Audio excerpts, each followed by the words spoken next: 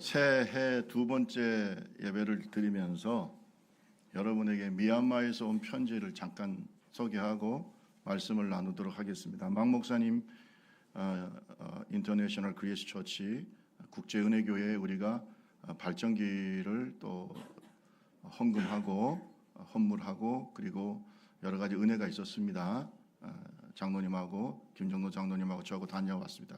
여러분 대표해서 가서 아주 은혜로운 시간이었는데 아마 거기에 대한 감동이 있었던 것 같아요. 그래서 편지가 왔어요. 친애하는 알렉스 목사님과 수원 좁은 길 교회 이렇게 해서 왔습니다.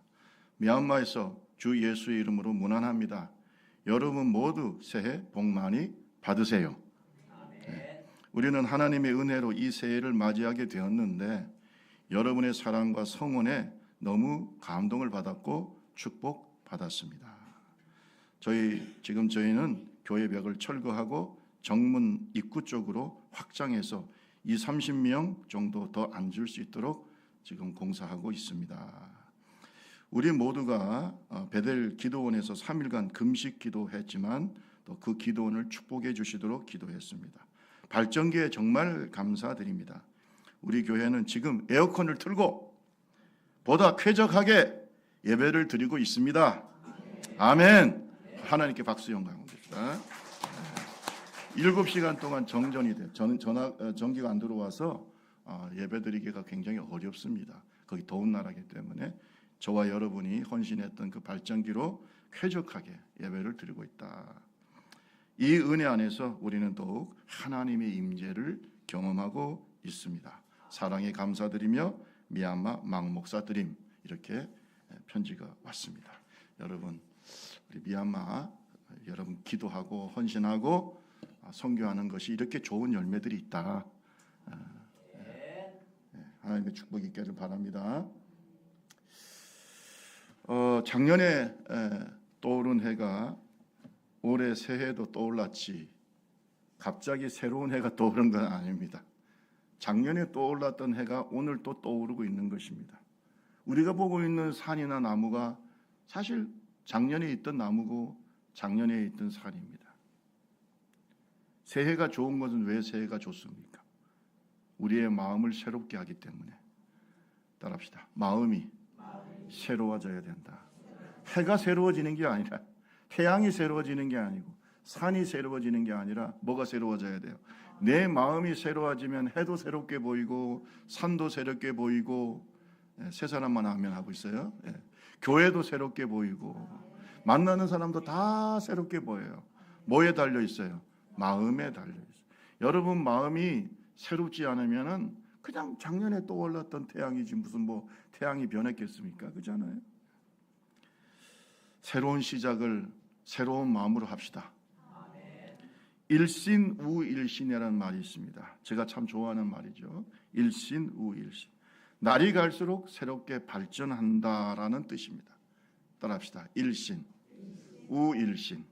그래서 매일 새롭게 발전한다라는 뜻인데 은나라 시조, 은나라를 세운 성탕 임금님이 세수대야에다가 이 문구를 써놓았다는 거예요. 써놓고 세수대야에다가 일신, 우일신이라는 문구를 써놓고 매일 세수를 할 때마다 그것을 보고 마음을 어떻게 해요?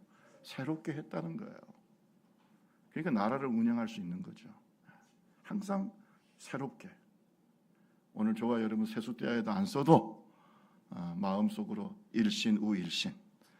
매일 새롭게 발전하는 저와 여러분 되시기를 주님의 이름으로 축원합니다.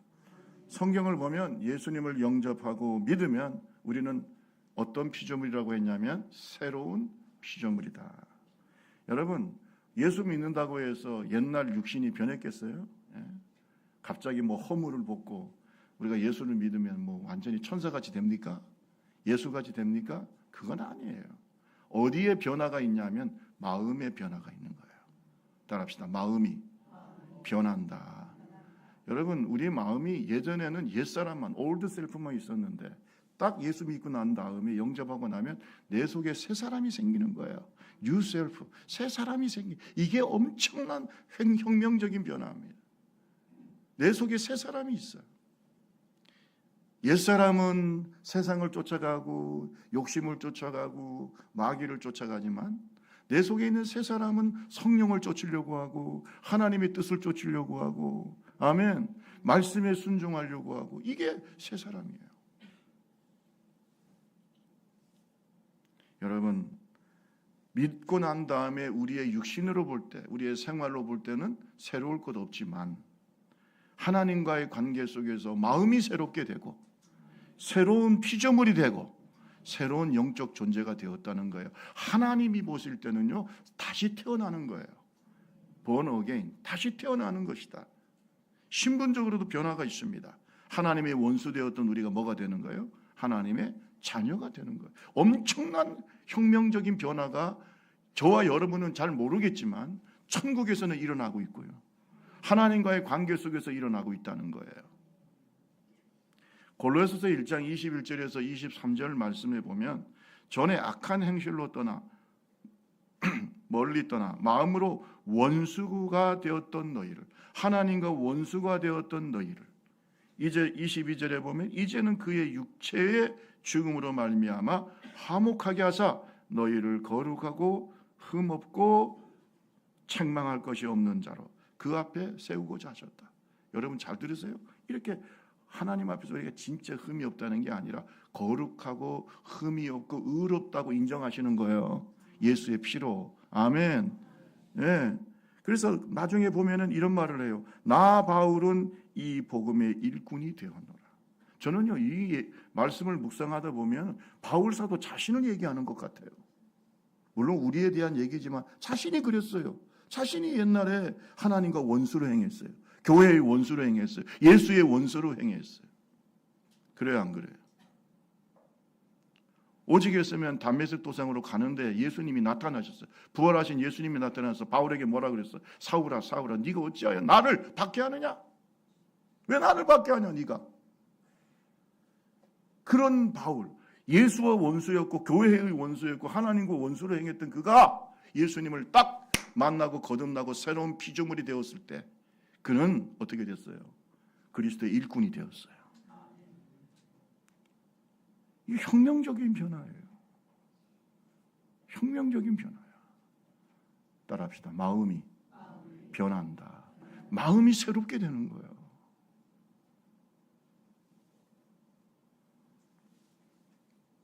여러분, 새로운 해가 시작이 됐어요. 뭐가 변해야 된다고요? 마음이 변해야 돼요. 똑같은 마음, 옛날, 과거, 작년 똑같은 마음으로 새해를 시작했다? 죄송합니다. 헌 피조물이야. 헌 피조물, 새로운 피조물이야. 그 사람은 아무 변화가 없어요. 성장을 기대할 수가 없어요. 일신, 우일신, 발전을 해야 되는데 발전이 없어요. 성장하기를 원하십니까? 성숙하기 원하십니까? 발전하기 원하십니까? 우리 좁은 교회도 발전하기 원하십니까? 새로워져야 돼. 뭐가 새로워져야 된다? 마음이 새로워. 고린도후서 5장 17절 다시 한번 읽어볼까요? 오늘 본문 말씀 다시 한번 읽어볼까요? 그런즉 시작. 그런즉 누구든지 그리스도 안에 있으면 새로운 피조물이라. 이전 것은 지나갔으니 보라 새 것이. 이전 것은 지나갔으니, 작년은 지나갔으니, 2023년은 지나갔으니 새롭게 됩시다. 뭐가 새로워져야 된다? 마음. 물론 우리가 예수를 믿고 새로운 피조물이 되었지만 우리가 더 하나님 앞에서 성숙한 주님의 제자가 되기 위해서, 그래서 2024년도 우리 교회 표가 뭡니까? 예수님이 주인 되시는 그런 제자들의 공동체예요. 정말로 새로워져야 돼요. 예수가 내 마음의 주인이 되고, 그러므로 말미암아 주님이 행하시는 일들에 대한 기대가 있고요, 소망이 있고, 믿음이 있고, 순종이 있는 2024년도가 되시기를 주님의 이름으로 축원합니다. 여러분, 이렇게 살면 재밌을까요, 안 재밌을까? 인생이 재밌고 활기차. 왜 우울합니까? 어떤 사람은 우울해요. 2023년도도 보니까 얼굴이 우울했는데 2024년도로 새로운 해가 떠오른다, 그거 본다고 해서 마음이 뭐 안 우울해집니까? 그게 아니고 예수가 주인 돼야죠. 우리 옆 사람하고 손잡고 한번 얘기해 보세요. 예수가 주인 되게 합시다. 시작. 자기가 계속 주인이면 그냥 우울해요. 별 희망이 없습니다. 여러분 새해가 떠올랐다고 해서 뭐 변화가 있을 것 같습니까? 제가 여러분한테 그냥 초치는 게 아니라 별로 기대할 게 없습니다. 여러분 마음이 똑같은데 무슨 변화가 있겠어요? 예수 주인 돼야 돼요. 주님이 새로운 일을 행하시는 거예요. 우리 좁은 교회에 새로운 일을 행하셔요. 저 얼굴을 보세요. 벌써 기대가 넘치잖아. 기대가 넘쳐요. 왜? 이 교회의 머리는 누구예요? 예수님이야. 주님이 하실 일을 생각하니까 너무나 기분이 좋아. 그냥 매년 기분이 좋아. 새해가 될 때를 하나님이 어떻게 하실 것이에요? 너무 기대가 됩니다. 여러분 마음속에도 이런 영적인 기대감이 있기를 주님의 이름으로 축원합니다. 새로운 피조물은 어떤 변화가 있느냐? 오늘 본문에 바울 사도가 분명히 얘기하고 있어요. 5장 13절 한번 읽어. 어떤 변화가 있을까요? 5장 13절 시작. 우리가 만일 미쳤어도 하나님을 위한 것이요 정신이 온전하여도 너희를 위한 것이니. 우리가 만일 미쳤어도 누구를 위한 거라고요? 누구를 위한 거라고요? 여기서 미쳤다는 말은요, 진짜 정신이 돌았다는 게 아니고, 정신이 돌았다는 게 아니에요. 이게 원어적으로 보면 미쳤다는 게 말 하나님의 신비에 빠졌다는 뜻이에요. 사람이 신비에 빠지면 황홀경에 들어가잖아요. 뭐 환상을 봤다, 영적인 꿈을 꾸었다. 그러면 사람들이 이해하지 못하는 사람 뭐라 그래요? 미쳤다라고 해요. 저는요, 신앙생활 할 때 하나님의 신비가 없는 사람은 무미건조합니다. 생명력이 없어요. 물론 신비에서만 살아서 안 돼요. 정신이 온전하다는 말은 좀 이성적일 필요도 있어. 합리적이고 이성적이고. 어떤 사람은 신비 속에만 빠져서 사는 사람이 있어요. 제가 기독교 영성을 연구한다니까 제 친구가 그러더라고요. 김상백 목사가 조만간에 도포를 입고 흰 도포자락을 끌면서 머리를 산발해가지고 수염도 기르고 산신령처럼 나타날 줄 알았대. 내가 영성을 공부한다니까. 기독교 영성을 잘못 이해하기 때문에 그런 소리 하는 거예요. 그게 물론 신비를 얘기하긴 해요. 여러분 기독교 영성 속에 신비가 있어요. 신비는 인간의 이성으로 이해할 수 없는 일들이에요. 환상을 보거나 하나님 주신 영적인 꿈을 꾸거나, 그죠? 주님을 만나는 것도 이성을 초월하는 거예요. 한번 생각해 보세요. 담에색 도상에서 바울 사도가 누구를 만났어요? 부활하신 예수님. 이게 신비입니까? 이성입니까? 신비예요, 신비. 이거는 설명이 안 되는 거예요. 여러분, 신비가 없는 사람은 생명이 없어요. 하나님 모르는 사람이에요. 왜냐하면 하나님은 인간의 이성의 틀로 가둘 수가 없어요. 이성을 초월하고 넘어서는 초자연적인 역사를 우리가 뭐라 그래요? 신비라고 하는 거예요. 하나님 자체가 신비예요. 아멘 하시는 분은 되게 똑똑한 분들이에요. 벌써 이 설교를 이해하니까. 성경 자체가 신비예요. 왜 그런 줄 아세요? 태초에 말씀이 계시니라, 이 말씀이 하나님과 함께. 이걸 어떻게 우리가 이성적으로 이해합니까? 말씀하시되 땅이 있으라, 바다가 있으라, 말씀대로 되었다. 이게 무슨 우리가 이게 뭐 과학적으로 설명할 수 있습니까, 여러분? 예수님이 물 위를 걸었어요. 예수님이 물 위를 걸었어요. 제가 그 얘기를 했더니 그렇게 될 수 있대요. 그래서 내가 어떻게 하면 예수님이 물 위를 걸었을까요? 그랬더니 빠지지 않게 전에 빨리 한 발을 내디디면 된대요. 빠지지 않게 빨리 한 발을 내디디면 걸을 수 있대요. 어떤 사람은 그래요. 신비가 있잖아요. 성경이 인간의 이성으로 이해할 수. 이스라엘 백성들이 홍해를 건널 때 그게 이성적으로 이해가 안 되잖아요. 홍해를 어떻게 건너?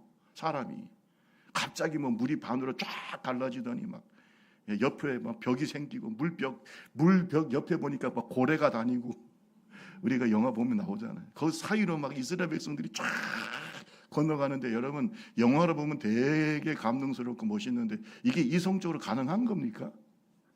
이게 이성적으로 가능해요? 이게 성경에 기록이 되어 있어요. 따라합시다. 성경은 신비다. 왜? 하나님이 하시는 일이 신비야.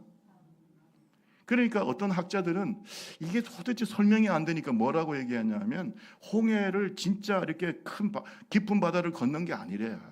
어디로 건너냐면 홍해 제일 상류로 올라가면 거기에 아주 얕은 물이 있대요. 안 가봐서 모르겠어요. 거기에 파피루스가 갈대가 막 쫙, 제가 순천에 있을 때 보니까 갈대밭 그렇게 보이긴 보이더라고요. 갈대가 막 쫙 있는데 그 사이를 지나갔대요. 이스라엘 백성들이 홍해 속으로 들어간 게 아니고 갈대밭을 지나간 거예요. 그게 멀리서 보니까 마치 어디로 지나가는 것 같아? 물 속으로 들어가는 것 같아. 쫙 보인다는 거예요. 야, 되게 머리가 좋은 것 같아. 근데 내가 웃으면서 그랬어요. 그러면 애국 군대는 그 갈대밭에 빠져 죽었네? 예? 그거 한번 설명해 보세요. 애국 군대는 그러면 그 세계 최강의 군대, 전차 부대인데 그 사람들이 갈대밭에 빠져 죽습니까? 설명 한번 해보세요. 누가? 설명 한번 해봐요. 성경을 이성으로만 대하면 아무 답이 없어요. 따라합시다. 믿음이 앞서가야 된다. 믿음이 앞서가야 되는 게, 이 믿음이 바로 신비를 믿는 거예요.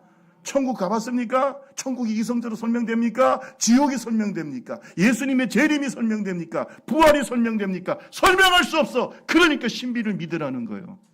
신비. 성령 충만, 말로 설명할 수 없어요. 제가 여러분이 만약에 저한테 목사님 성령 충만 받으면 얼마나 행복합니까? 설명할 수가 없어요. 설명할 수 없어요. 그건 신비예요. 왜? 하나님이 신비예요. 물론 신앙생활을 이렇게만 빠지면 안 돼요. 이성적이고 합리적이고. 하나님이 인간에게 이성을 주셨잖아요. 이 두 가지가 조화를 이루어야 돼요. 그래서 바울 사도가 내가 미쳤어도 신비에 빠져도 하나님을 위한 것이고, 내가 정신이 차려서 내가 이성적으로 합리적으로 내가 행동을 하고 선교를 한다면 그건 너희를 위한 거다. 아멘. 왜? 설명을 해야 되니까. 이스라엘 교회를 이끌어 가야 되니까. 안 그랬겠어요? 저와 여러분에게 신비와 이성이 균형을 맞춰지기를 바랍니다. 그게 기독교 영성이에요. 자, 그런데 그거는 그렇고, 오늘 성경에 보니까 내가 정신을 미쳤어도 신비에 빠져도 누구를 위한 거라고 그랬어요? 하나님을 위한. 왜 그랬을까요? 오늘 성경에 보면요, 바울 사도가 다메섹 도상, 예수 믿는 사람을 박해하려고, 저 다메섹은 그 당시로 볼 때는 외국이었습니다. 지금으로는 시리아의 수도죠. 이 다메섹으로 가다가 그 도중에 부활하신 예수님 만났어요. 이걸 우리가 뭐라 그랬다고요? 신비. 미친 거예요. 신비예요. 근데 왜 이것이 하나님을 위한 것인가? 그때 거기에서 그는 사명을 받아요. 따라합시다. 신비 속에서 사명을 받았다. 하나님을 만나서 하나님으로부터 사명을 받는 거예요. 여러분이 받은 사명은요, 사람이 주는 게 아닙니다. 오늘 우리 교회 일꾼을 세울 겁니다. 사람이 주는 게 아니에요. 사람을 통해서 역사하지만 하나님이 주시는 거예요. 김상민 목사도 하나님이 사명을 주신 거예요.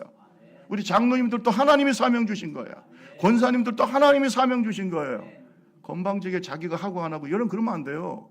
사명은 하나님이 주시는 거예요. 그럼 바울 사도가 지금 다메섹 도상에서 하나님을, 예수님을 만났죠. 그 신비 속에서 주님이 말씀하신 거예요. 바울 사도가 아그리빠 왕 앞에서 자신이 예수님을 만난 신비로운 경험, 이 얘기를 했어요. 그것이 사도행전 26장에 나옵니다. 자기가 어떻게 신비스럽게 예수님을 만났는지 그걸 쭉 간증을 해요. 아그리빠 왕은 이스라엘을 잘 유대인들 잘 이해하는 왕입니다. 왕이여 정오에 길을 가는데 하늘에서 해보다 더 밝은 빛이 나와서 나와 내 동행들을 둘러 비췄습니다. 우리가 다 땅에 엎드려졌어. 그 빛이 너무나 밝아서 다 땅에 엎드려졌어. 그런데 나에게 갑자기 소리가 들렸어요. 이걸 영음이라고 합니다. 아멘. 소리가 들렸어요. 소리가 들렸어. 히브리 말로 말하기를 사울아 사울아 네가 어찌하여 나를 박해하느냐. 가시체를 뒷받침하기가 네가 고생이라. 내가 말했어요. 주여 니십니까? 그때 주님이 말하기를 나는 내가 박해하는 예수다. 그리고 16절에 아주 놀라운 고백이 나옵니다. 우리 사도행전 26장 16절 한번 읽어볼까요? 시작. 일어나 너의 발로 서라. 내가 너에게 나타난 것은 곧 내가 나를 본 것. 장차 내가 내게 나타날 일 너로 종과 증인을 삼으려. 아멘. 딱 사명 받아요. 따라합시다. 새로운 삶, 새로운 삶. 그 과거에 교회를 박해했던 사울이 아니라 사도 바울로 거듭났습니다. 사명을 누가 주셨어요? 예수님이 직접 주셨잖아요. 그래서 바울 사도가 자기를 이방인의 사도라고 한 거예요. 여러분에게 신비가 있습니까? 주님을 만난 경험이 있습니까? 주님을 만나야 새로운 삶이 돼요. 새로운 삶의 시작이 이루어져요.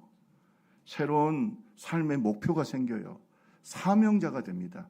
목사님, 저는 교회를 20년, 30년 살, 나는 교회를 왜 다니는지 모르겠어요. 그냥 교회 가면은 목사님한테서 은혜로운 말씀 듣고, 뭐 내 인생에 도움이 되는 말씀을 듣고, 그래서 좋아요. 여러분, 아직 주님을 만난 게 아닙니다, 여러분. 주님을 만나면 사명을 받습니다. 새로운 피조물입니다. 따라합시다. 사명을 따라 살고, 사명을 위해서 죽고. 아시겠습니까? 그게 바로 바울 사도의 인생이에요. 우리 5장 15절 말씀 보세요. 5장 15절 말씀. 이 말씀은 너무나 중요한 말씀이죠. 우리 5장 15절, 고린도후서 5장 15절 다 같이 시작. 그가 모든 사람을 대신하여 죽으심은 살아있는 자들로 하여금 다시는 그들 자신을 위하여 살지 않고 오직 그들을 대신하여 죽었다가 다시 살아나신 이를 위하여 살게 하려 합니다. 이겁니다. 여러분, 예수님을 만나기 전에, 신비를 경험하기 전에는 자기를 위해 살아. 자기를 위해 살아. 따라합시다. 내가 주인이다. 내가 주인이에요. 여러분, 교회 다니면서 계속 자기가 주인입니다. 교회를 선택할 때도 지가 주인입니다. 자기가 선택해. 여러분, 아닙니다. 주님이 보내시는 거예요. 주님이 보내시는 거예요. 신앙생활 잘못하면 안 돼요. 주님이 보내시는 거예요. 그래서 주님이 보내시는 교회에서 헌신하는 거예요. 그게 종이에요. 그래서 여러분, 우리가 과거에 예수를 믿기 전에는 나를 위해 살았어. 내가 주인이야. 그런데 거듭나고 새로운 피조물이 되면 누구를 위해 산다고요? 주를 위해 살아요. 주가 누굽니까? 예수가 주인이요. 김상림 목사가 좁은 길 교회 올 때 여러분, 좁은 길 교회 제가 재정 상태라든지 하나도 따진 적이 없습니다. 중요한 건 뭐예요? 주님이 나를 거기 보내시느냐. 벌써 8년 됐네. 놀라지도 않네. 한 8일 지나간 것 같아. 8일. 야, 일이 너무 많아. 별 일이 다 있어가지고. 근데 여러분, 주님이 보내서 왔어요. 주님이.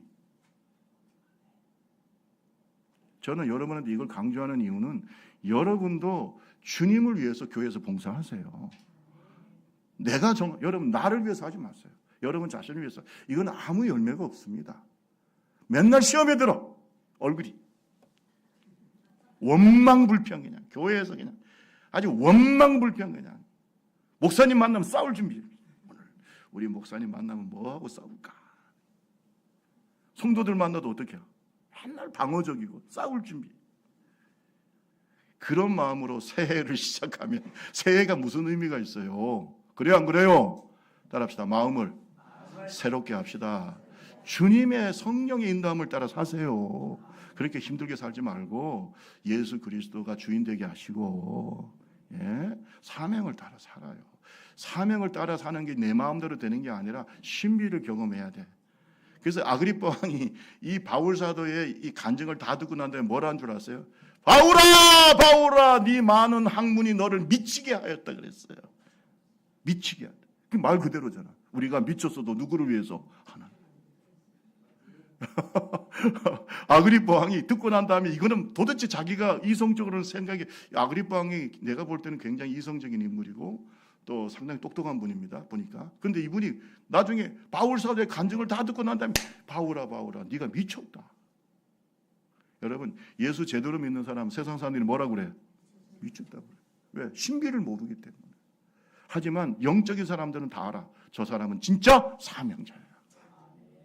교회에는 이런 사명자가 필요해요. 이번에 일꾼으로 선출되는 사람들 다 사명자가 되시기를 주님의 이름으로 축원합니다.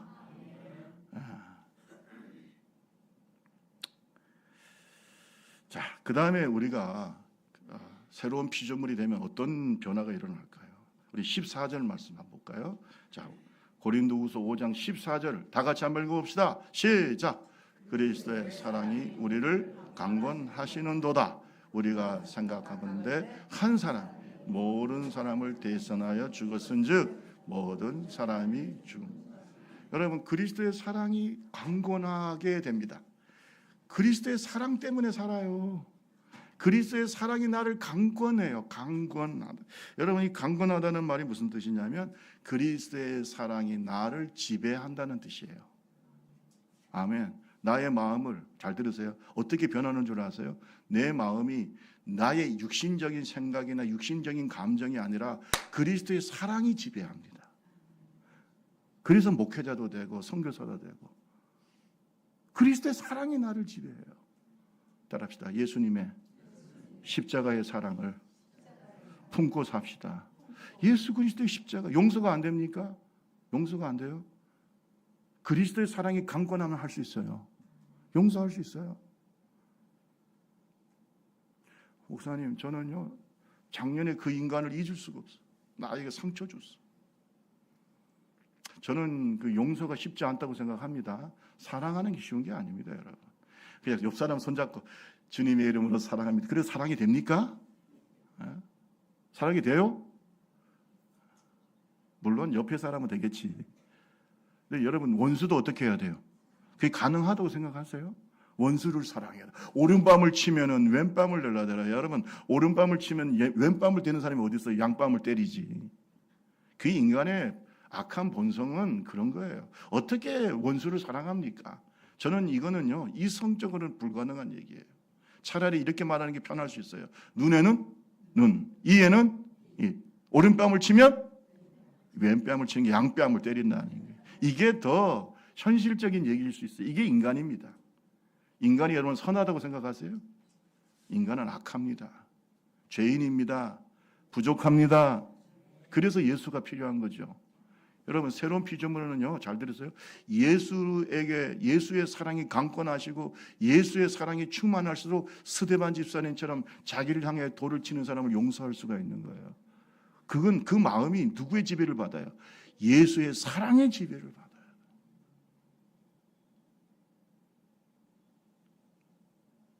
예수의 사랑이 강건하시는 새로운 피조물 되시기 바랍니다. 올해요, 우리가 작년에 좀 부족했다 하더라도 올해 예수의 사랑이 좀 나를 강건하시길 바라. 용서 못하는 사람이 있을 수 있어. 하나님께 내어놓고 주님 용서할 수 있는 힘을 달라고 하세요. 용서할 수 있는 힘을 달라고 하세요. 제가 모든 사람을 좋아하는 편인데 어떤 분은 그러더라고. 목사님은 이상하다. 왜? 그 사람들 저는 다 이쁘거든요. 다 이쁘고. 우리 교인들 다 이쁩니다. 예, 그렇다고 밥사라고 안 할 테니까 다 이쁩니다. 진짜 다 이쁩니다. 하나도 미운 분이 없어요. 예, 그런데 여러분, 제가 생각해봐요. 제가 원래 반곱슬의 옥리입니다. 모르죠? 반곱슬의 옥리. 한번 틀어지면은 썩 그렇게 제 마음이 잘 이렇게 안 돼. 용서가 잘 안 되는 스타일이에요. 근데 여러분 이상해. 그리스도의 사랑이 강건하니까 다 돼. 다 불쌍히 여겨져. 다 불쌍해. 아이고, 오죽하면 저럴까. 우리 옆 사람하고 하면 그리스도의 사랑이 강건하면 용서할 수 있습니다. 시작. 오직하면 저럴까. 오직하면 저럴까. 예. 그냥 불쌍히 여기세요. 아멘. 불쌍히 여기라고. 불쌍히. 예. 여러분도 저를 좀 불쌍히 여기시고 저도 여러분을 불쌍히 여기고 서로 불쌍히 여기면 되는 거예요. 사람의 힘으로 됩니까? 예? 사람의 힘으로? 여러분, 우리 요한복음 13장 34절을 봐요. 자, 이렇게 말씀하고 있어요. 새 계명을 너희에게 주노니 서로 사랑하라. 내가 너희를 사랑한 것 같이 너희도 서로 사랑하라. 너희가 서로 사랑하면 이로써 모든 사람이 너희가 내 제자인 줄 알리라. 예수의 제자는 서로 어떻게 하는 사람이라고요? 사랑한다는 거예요. 사랑. 교회의 참된 표지는 예수 십자가가 아니라는 겁니다. 여러분, 이 십자가는 사랑입니다. 따라합시다. 사랑이 교회의 상징이다. 그래서 저는요, 교회 안에서 싸우는 거요, 교회의 길을 포기한 거예요. 안 됩니다, 여러분. 그냥 내가 죽으면 돼야.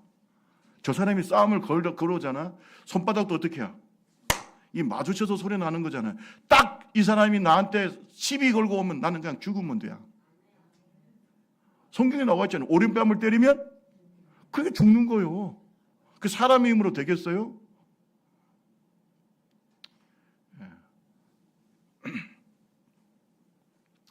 우리 교회는 식당이 너무나 은혜스러워서 감사해요. 제가 그제 얼마 전에 참 재미있는 얘기를 들었는데 어느 교회 갔더니 거기에 식당에서 일하시는 권사님들, 집사님들이 저는 마스크를 썼더래요. 마스크를. 다 마스크 썼어요. 혹시나 침이 튈까봐 다 이렇게 그 음식할 때 마스크를 썼나 보다 그렇게 생각했거든요. 그랬더니 목사님이 엄명이 떨어졌대. 뭐냐? 제발 식당에서 말하지 말라고. 모든 싸움이 교회 식당에서 일어나는 거예요. 여러분 그 사람이 새로운 피조물입니까? 따라합시다. 그리스도의 사랑이 강권하시도다. 근데 싸워요? 그러니까 오직했으면 목사님이 다 마스크 쓰시오. 다 마스크 쓰시오. 그래서 식당에 들어갈 때 다 마스크 쓰고 들어간대. 우리 교회는 마스크 안 써도 은혜됩니다. 왜? 다 사랑으로 해요. 다 사랑. 제가 얘기했죠. 짜다, 뭐 싱겁다, 쳐드세요. 소금 쳐드시고 간장 쳐드시고 말하지 마라. 짜다. 그러면 물을 어떻게 넣어요? 왜 말을 합니까? 왜 말을 해? 그 얼마나 봉사하느라고 애를 쓰는데, 예? 본인이 가서 뭐라도 하나 하면서 그럼 얘기를 해야. 꼭 말하는 사람들 보면 안 하는 사람들이 말을 해. 모르니까.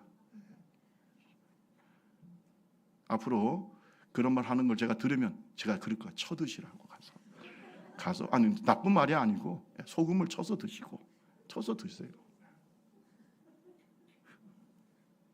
주여. 제가 계속 우리 교회는 그런 일이 없지만 만약에 그런 일이 있으면 마스크 쓰라고 할 거니까 하여튼 제가 그 얘기 듣고 얼마나 웃은 줄 몰랐어요. 자, 여러분 그리스도의 사랑이 강권합시다. 주의 일을 할 때도요 사랑이 내 속에 있어야 돼요. 주님을 향한 사랑, 믿음, 소망, 사랑. 이 세 가지 중에 제일은 뭐라고요? 사랑입니다. 사랑. 우리 좁은길 교회가 2024년도 사랑의 공동체가 되길 바라고요. 그리스도의 사랑이 강권하시는 교회가 됩시다. 이것이 예수가 주인 되는 교회야. 근데 여러분 그것은요 좀 불쌍히 여기는 마음 가지면 돼요.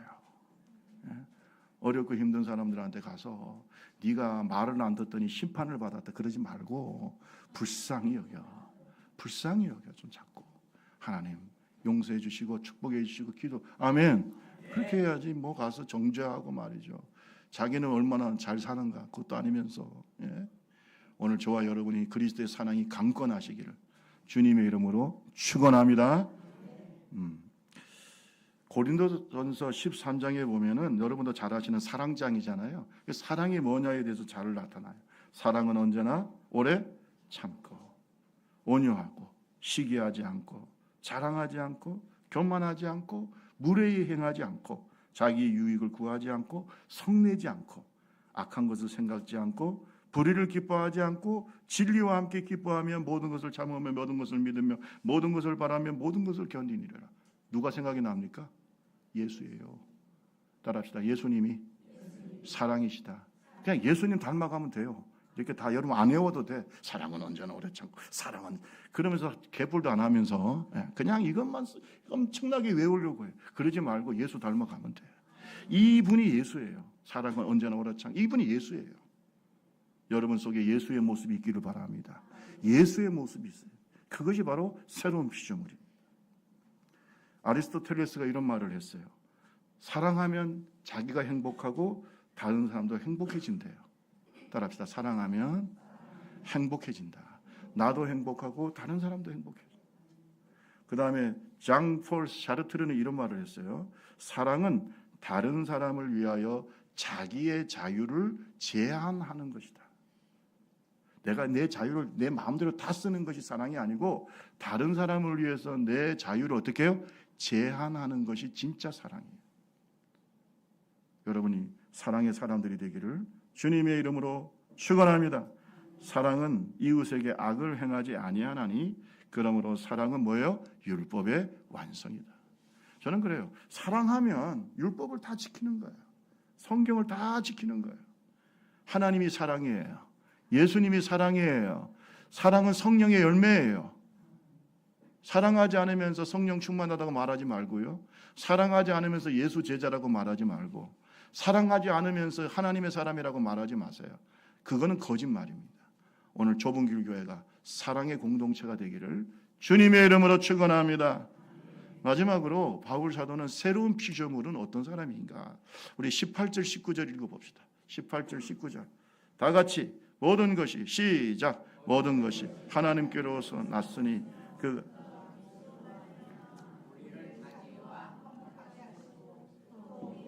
화목하게 하는 직분을 주셨으니 곧 하나님께서 그리스도 안에 계시사 세상을 자기와 화목하게 하시며 그들의 죄를 그들에게 돌리지 아니하시고 화목하게 하는 말씀을 우리에게 부탁하셨느니라.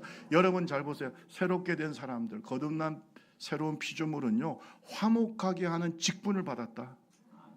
화목하게 하는 말씀을 받았다. 이게 뭡니까? 복음 전도의 사명을 말하는 거예요. 화목하게 하는 말씀이 바로 예수 그리스도의 복음이에요.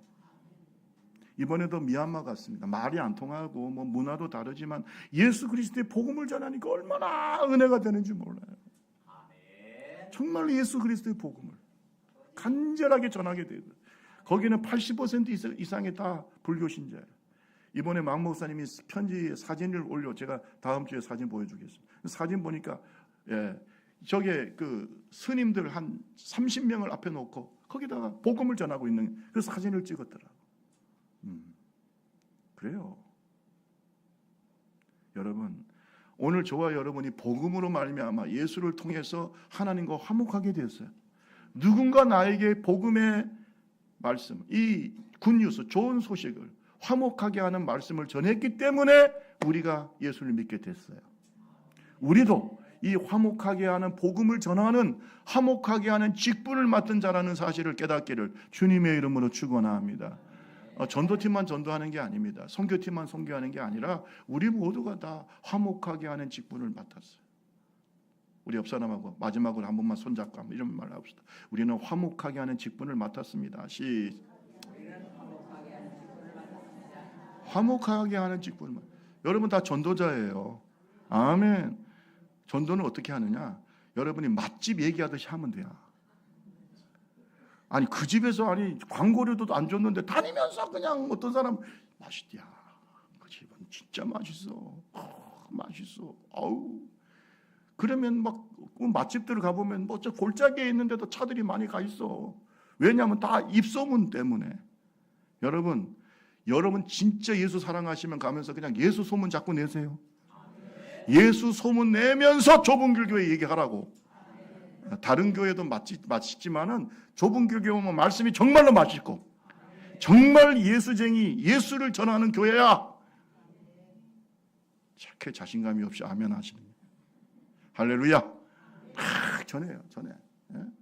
여러분 우리가 평생 살면서 제일 여러분이 할 수 있는, 하나님 앞에서 할 수 있는 제일 좋은 일이 예수 소문 내는 거예요.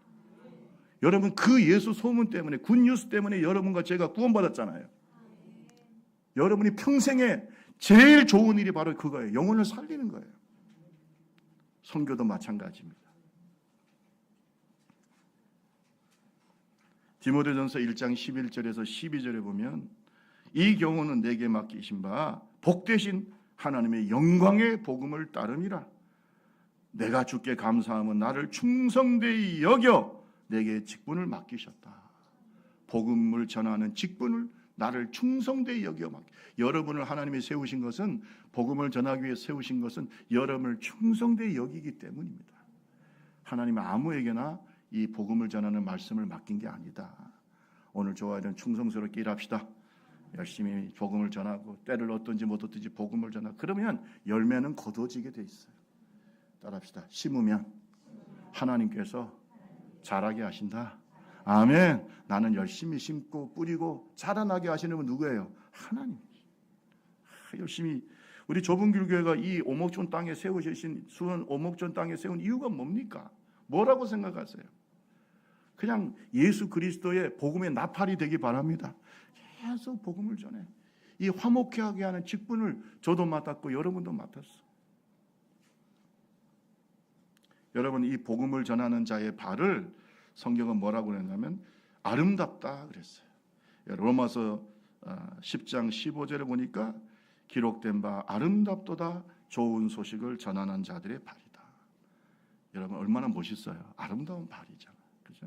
오늘 이런 사명을 감당하는 저와 여러분 되시기를 주님의 이름으로 축원합니다. 새해가 떠올랐다고 해서 새로운 삶이 시작되느냐? 아니죠. 마음이 변화가 돼야 돼요. 내 마음이 예수 그리스도가 주인이 되시고 진짜 예수의 제자로 올 한해 살아가면 여러분에게 놀라운 하나님의 축복이, 영적 성장이 있을 줄로 믿습니다. 우리 좁은 교회는 너무나 멋진 교회가 될 것입니다.